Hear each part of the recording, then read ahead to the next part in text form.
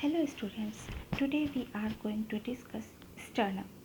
Sternum is a bone that is present in the chest wall and form a thoracic cage, and the word arises from a Greek word sternon that means chest. That's why it is also called the breastbone.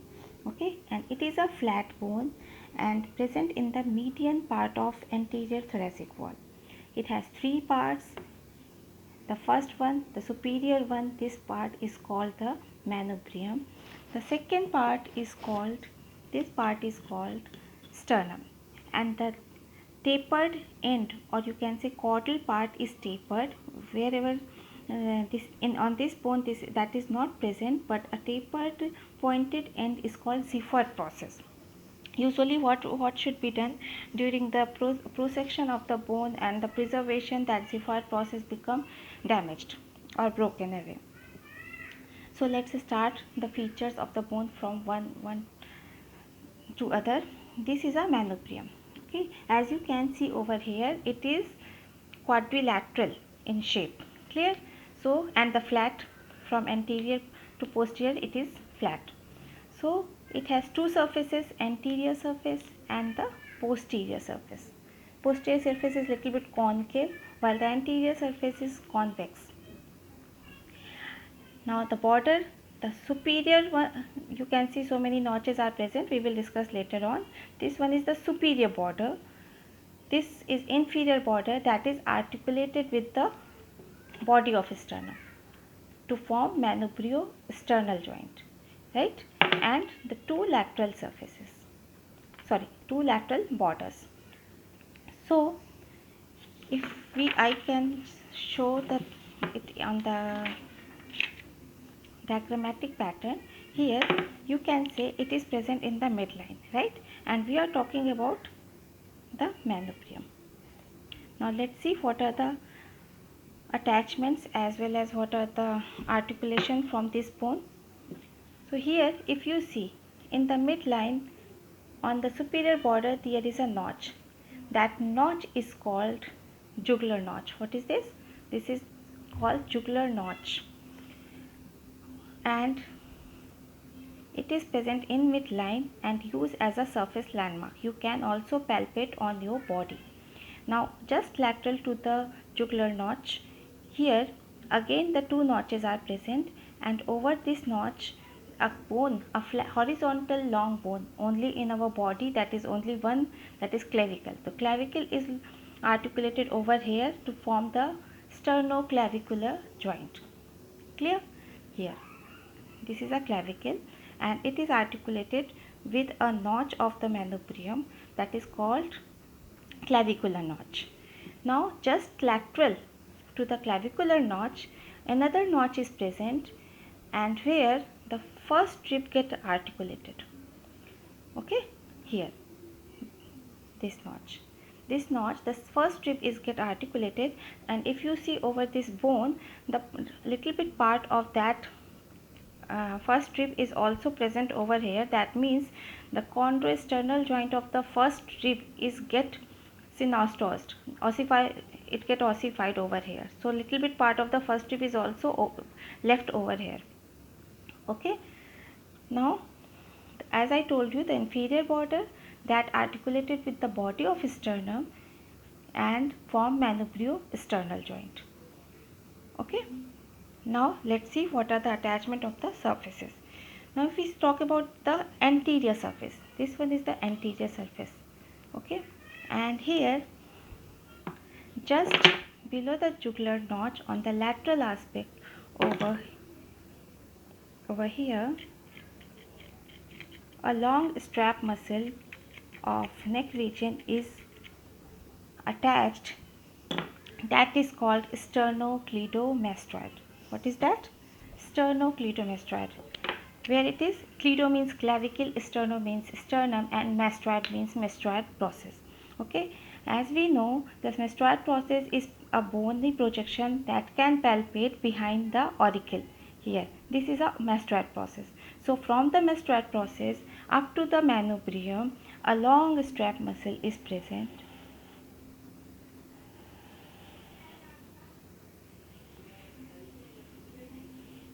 that is called sternocleidomastoid. So origin of sternocleidomastoid from the anterior surface of upper part of manubrium. Clear? Okay, now what else? Here, as you studied earlier, the remaining part of the manubrium, on both aspects, both sides, again another muscle get arises, that is the sternal fibers of a muscle, that is very large muscle, pectoralis major. What is that? Pectoralis major. So here in the manubrium, if we discuss, the two muscles are attached on the upper aspect sternocleidomastoid, while the lateral aspect of the anterior surface there is a origin of pectoralis major. Okay, the remaining fibers arises from the body, we will discuss later on. So there are the two muscles on the anterior surface. Clear? So now the posterior surface, if we see the posterior surface, it is little bit concave, right? And if I show you with a diagram, along with the diagram, here you can see this is the posterior aspect and this is the region of the neck.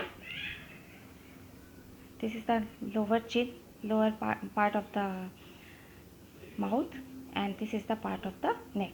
So if we see the what are the bones and cartilage present in the midline of the neck region, you know that just below the mandible there is a bone that is called hard bone. Below the hard bone there is a quadriangular cartilage is present, that is thyroid cartilage, cartilage of larynx. And below the cartilage of larynx another ring like cartilage is present, that is called cricoid cartilage. Why I told you little bit, because on the posterior surface of sternum manubrium there are the two muscles which get arises over here, one from the upper aspect and another from the lower aspect, and both muscles are long and strap muscles, and the upper aspect, the superior one, is sternohyoid muscle. Sternohyoid means the muscle fiber attached on the sternum as well as hyoid, but which part of sternum? Manubrium. Okay, so sternum, these muscle fiber arises attached, or you can say arises from the manubrium, and they run vertically upward and get attached to the hyoid bone. Clear? So that the name of the muscle is sternohyoid muscle. Now the second muscle below the sternohyoid, this is also a long strap muscle, but it does not get attached to hyoid, it attached to the thyroid cartilage. So the second muscle that is attached on the thyroid cartilage, that is called sternothyroid. That is called sternothyroid. So superiorly sternohyoid and inferiorly sternothyroid. Got my point? So what we have learned regarding the manubrium, it is articulated with the clavicle to form a sternoclavicular joint. Which type of joint is this? Saddle variety of synovial joint. Now just lateral to the clavicle again a notch is present, that is articulated with the first rib. Okay, so which joint is called? That is chondrosternal joint. Clear? Because this part is the cartilage part of the rib and this is the manubrium, and usually this is called chondrosternal joint. And if we talk about the chondrosternal joint, the first chondrosternal joint is usually primary cartilaginous type. That's why it get ossified in the later life and synostosed. That is the property of primary cartilaginous joint. While the remaining chondrosternal joints are plain synovial joint. Okay. And what about the manubriosternal joint? Which type of joint is this? Yes, as you know, in the midline of our body, whatever the joint is located, they are usually secondary cartilaginous joint, right? And the secondary cartilaginous joint does not fuse in or ossified in future, but the Seyfarth process, that is the tapered distal part of the sternum, it also articulates with the body to form xiphisternal joint, right? So xiphisternal joint have the only secondary cartilaginous joint that has a property to get ossified or synostosed in future. Okay, so that is all about the manubrium. Now let's see what are the properties of the body. So this is the body of sternum, and if you see keenly, some horizontal fade lines are present over here. Here, if you see, some lines are present, and these are basically 3 in number, 1, 2 and 3. Okay, why these lines are present? It represents that during the fetal life these parts of the bone are separated, and in future they get ossified to fuse each other. So these bony parts are called sternabri. These are called sternabri, and the 3 horizontal ridges represent between the 4 sternabri. That means body of sternum have 4 bones earlier, and later they get fused to each other. Clear?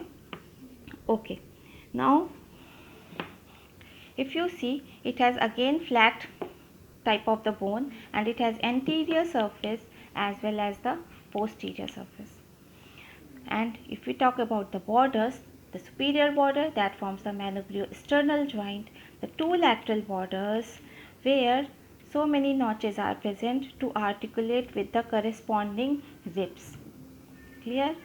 And the inferiorly a very small border that is articulate with the Ziffert process to form ziphisternal joint, as we discussed right now. Okay, so let's see what are the attachment over here. So on the anterior surface, if we talk about the anterior surface, we have seen manubrium have a attachment of the pectoralis major on each side, right? So on the same way, if we put the manubrium along with the sternum, these pectoralis major continuous to get attached on the lateral aspect of the body of sternum.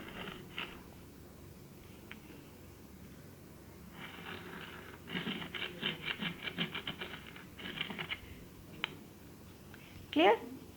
Okay. Now what else? Now if we see the Ziffert process, suppose this part is a part of Ziffert process.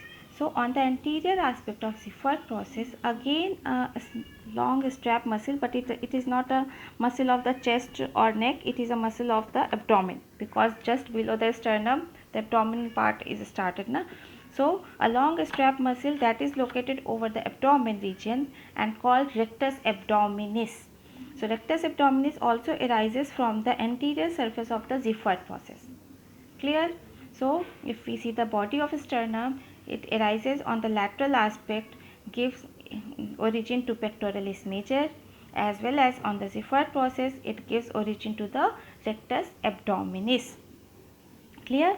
Now let's see the posterior aspect. Now if we talk about the schematic diagram over here. These are the fibers of the pectoralis major, right, on the anterior surface, and they continuous go to the upward laterally to get inserted on the lateral lip of intertubercular sulcus, right? It is just a revision. Now on the posterior aspect, if we see the posterior aspect, this is the manubrium and this is sternum. Clear? Okay. Now if we see the posterior aspect of the body, what are the attachment over here? One muscle arises from the lower lateral aspect of the sternum as well as Ziffert process, and that muscle is called transversus thoracis or sternocostalis. This muscle is a muscle of the intercostal muscle, and it goes laterally on the corresponding intercostal spaces to get attached on the particular rib. Clear? So which muscle is this? This is sternocostalis. Clear? And what else? A little bit visceral relations are also present on the posterior aspect. What are those? Look, this is the posterior aspect. That means the ribs are attached on the lateral surface, and inside the thoracic chest cavity, behind the just sternum, what are the viscera present on both sides? If we talk about the schematic diagram over here, if you see over here, what are the structure present on the lateral aspect? here lungs are present, as well as in between the lung there is a heart. So if I draw a lung,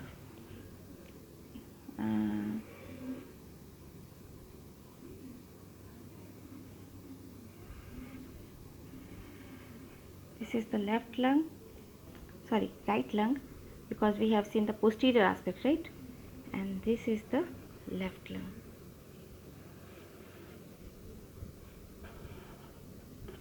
Clear? So this blue lining represents the covering of a particular lung, that is called pleura.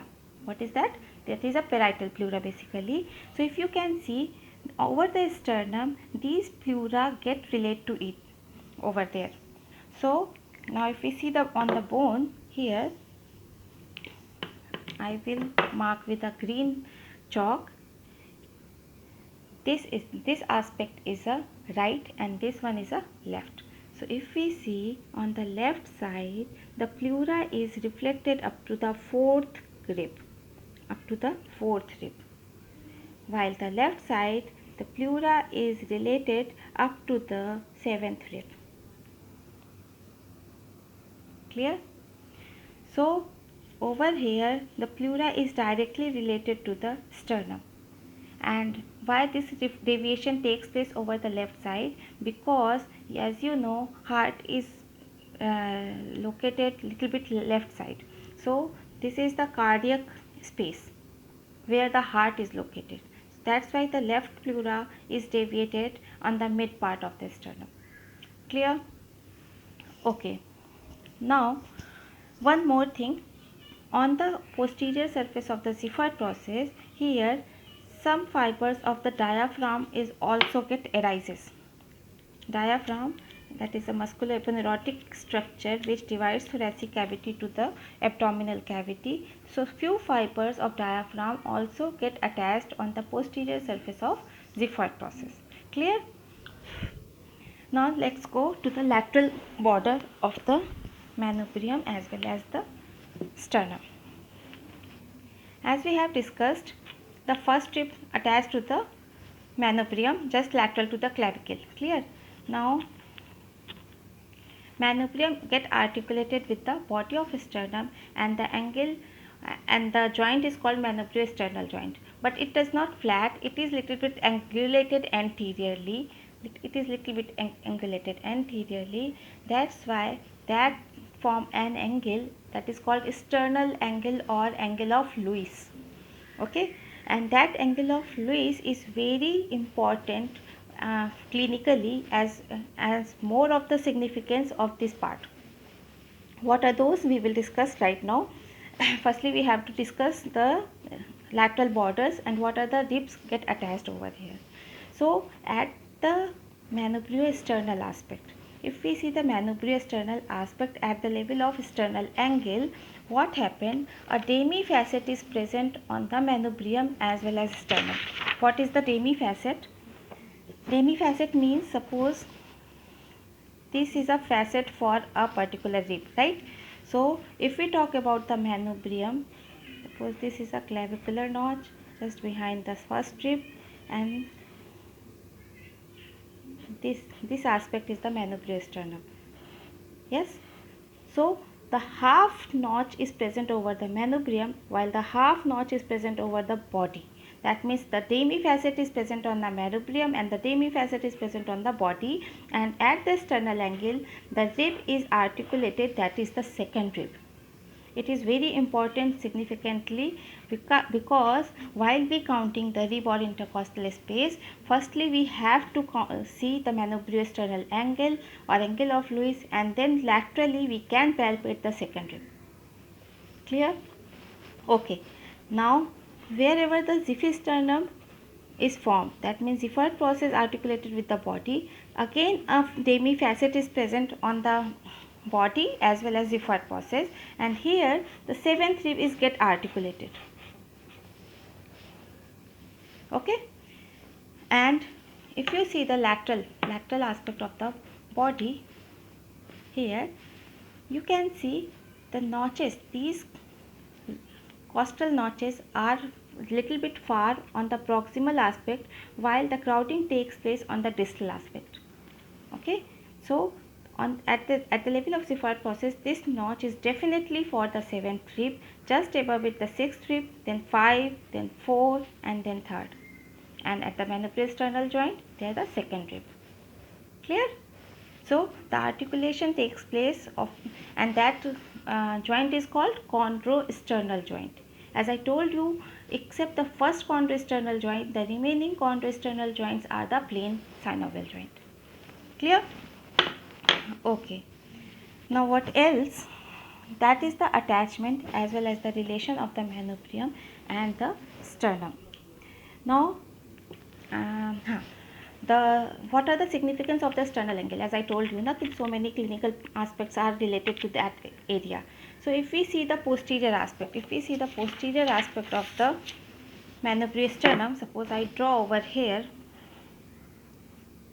this is the manubrium, sternal angle, and this is the body of the sternum and xiphoid process, right? So at the sternal angle here,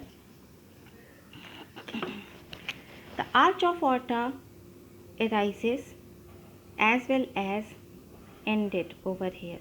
That means the aorta arises from the heart as well as the distal part, or it ends and continued as a descending thoracic aorta. So arch of aorta arises and end at this level. What else?